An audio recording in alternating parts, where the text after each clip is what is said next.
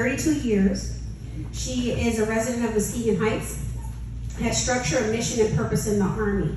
32 years in the Army. That's impressive. But if you know her, you probably know too. She was a G1 Sergeant Major in the Army, so she doesn't take any mess. But after retiring as a Sergeant Major in 2016, she soon felt lost and struggled to figure out her place in the civilian world. You know, I met her after she transitioned from the military through WINK, the organization that she ended up helping and volunteering for, and she was struggling, and I will tell you that there are a lot of transitioning service members who struggle. And coming back, you know, some people didn't know how to deal with her because she's very, she was in the military 32 years. That's like more than, that's a big part of her life. And so she didn't take any mess. She didn't like when people were late. Like I had to say, you know what, we're in the civilian world. It could be 5 minutes late, it's okay. But she wasn't hearing that. But she's come around. She dealt with depression from the transition, but the experience helped make her aware she was not alone with these adversities and that other veterans face similar struggles. She found that purpose by volunteering. My helpful service, she says, it is a part of my life until I take my last breath, and I'm proud of it. You know, Jill has a story. She was one of our state veterans. We chose 6 veterans for our She's a Veteran campaign a couple of years ago. And these women, their stories traveled across the state and across the country with over 5 million impressions and views. And women started to come out of the woodwork because of her story. And so women identified as veterans because of the story that she told. She was a former executive director of WINK, Women Injured in Combat in Muskegon, which helps veterans with their transition into civilian life. With the skill sets and knowledge she gained throughout her military career, she discovered a new mission and found her role in the veteran community. And I would say she's humble as pie. She doesn't want to receive this award. The only reason why she said she would receive this award is because I told her to.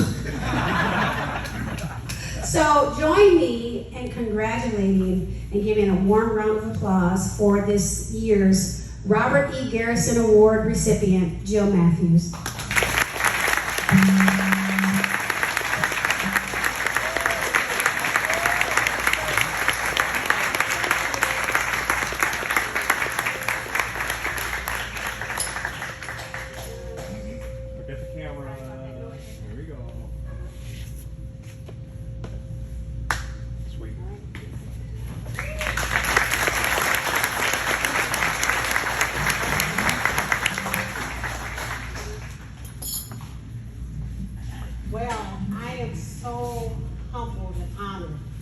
This experience. I wrote a speech, so I hope I can get through it. Zanetta Adams has been a force in my life.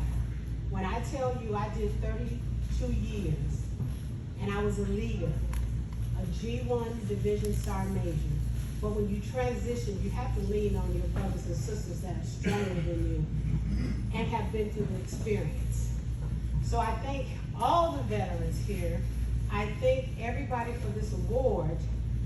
And thank you for this nomination that stems from Dr. Robert E. Garrison, which recognized a servicewoman who have given back to the community. I, Jill Renee Mathews, honorably walk in the footprints of Dr. Garrison. His amazing soul has made history as one of the Tuskegee Airmen, the first African American allowed to fly a military plane during World War II. Because of who he is, where he's been, and what he has established, I am. A veteran is so important in the community because we are people with specific experience, time, and expertise.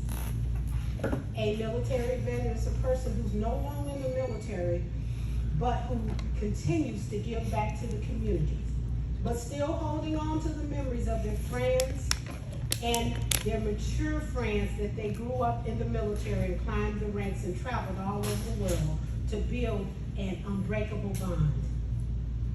Some of us went to combat, some of us didn't, but we all served on one team: Army, Navy, Marine Corps, Coast Guard, Air Force, Space Force, which allowed many to rest under the flag of freedom. As I take my seat, I am honored and humbled in the same breath to be part of Muskegon County history by receiving this award and leaving a legacy for years to come. And the Army goes rolling on. Thank you.